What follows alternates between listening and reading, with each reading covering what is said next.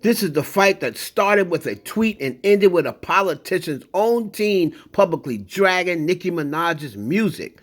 Governor Gavin Newsom and his staff just threw a nuclear bomb into their public beef with Nicki by not only referencing Megan's Law, but also calling her a stupid 304 and throwing her t-shirt in the trash.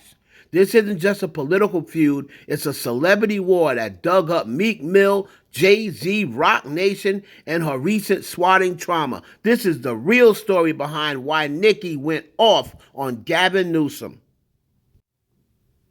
This all starts with Gavin Newsom appearing on the Ezra Klein show, where he says he wants to see trans kids thrive and points out that no governor has signed more pro-trans legislation than him. That clip goes viral almost immediately. Nicki Minaj responds directly to Gavin Newsom on social media.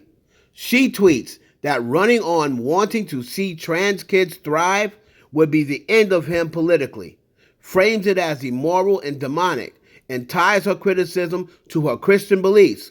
Supporters praise her for protecting kids. Critics accuse her of being openly transphobic. But this doesn't just anger her critics, it upsets part of her own fan base. Some trans barbs say they feel hurt and alienated. Artists like Kim Petras also respond with disappointment, adding fuel to the backlash.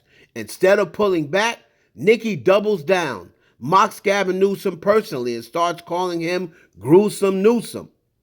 Now, around this time, Nicki also brings up being swatted, saying her household was targeted with false police calls and implying political hostility. She frames herself as under attack and starts calling on the Barbs for help, encouraging them to push back online. That's when things turn political, conspiratorial. Nicki Minaj's fan base brings back some old tweets of Gavin Newsom thanking Jay-Z publicly for his work on prison reform. Nicki and her fan base quickly try to connect the dots, suggesting Newsom is aligned with Rock Nation, industry power players, and broader systems they believe have targeted her in the past. No proof is offered, but the narrative spreads like wildfire. Then Gavin Newsom's team responds, and not subtly. First, Newsom's account posts about California's Megan's Law SO registry, urging people to protect their communities. Many viewers interpret this as layered shade, given Nicki's ongoing feud with Megan Thee Stallion. Shortly after, Newsom posts an anti-Trump video using audio from Megan Thee Stallion's song Hiss, including lyrics referencing Megan's Law. Nicki reacts immediately, accusing Newsom of being obsessed with her and deliberately provoking her. But the biggest escalation comes next. Newsom's communications director tweets Stupid 304 alongside a photo of Nicki Minaj's tour shirt in the trash, referencing Nicki's own song but clearly aimed at her. The tweets explodes.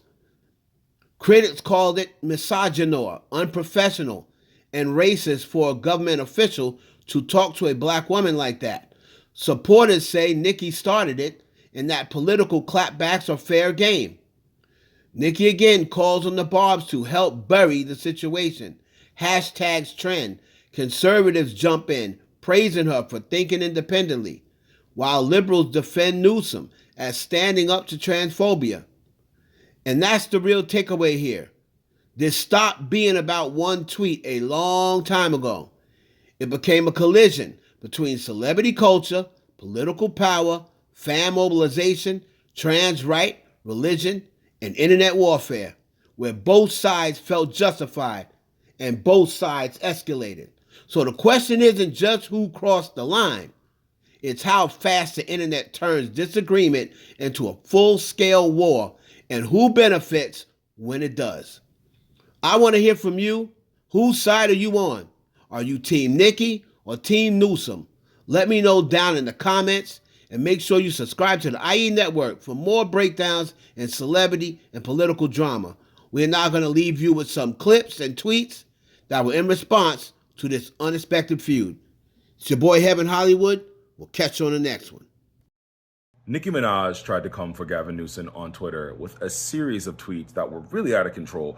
I'm not sure what's wrong with her, but she seems to be ending her own legacy while she's alive. But in true fashion, Gavin Newsom and his petty-ass team have clapped back. Look at the song he used on his response.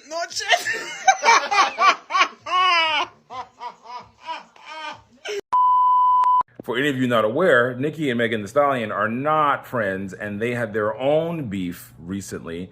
So him deciding to use a Megan Thee Stallion song is him equally ignoring Nicki Minaj, but also being like, try again. In this life of mine, I aim to be as petty as 50 Cent and Gavin Newsom at least once in my life. Cheers.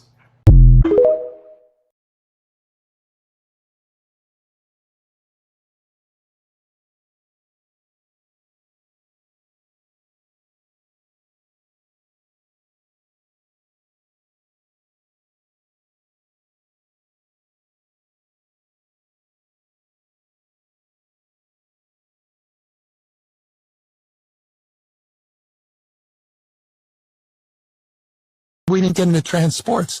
That's an issue no one wants to hear about because 80% of the people listening disagree with my position on this. But it comes from my heart, not just my head. It wasn't a political evolution. It was position being that I don't think it's. I want to see trans kids. I have a trans godson. There's no governor that's signed more pro-trans legislation than I have, and no one has been a stronger advocate for the LGBTQ community. Nothing I dislike more than the politician that sits there and lies to you. And we all just sit there rolling our eyes going, give me a break.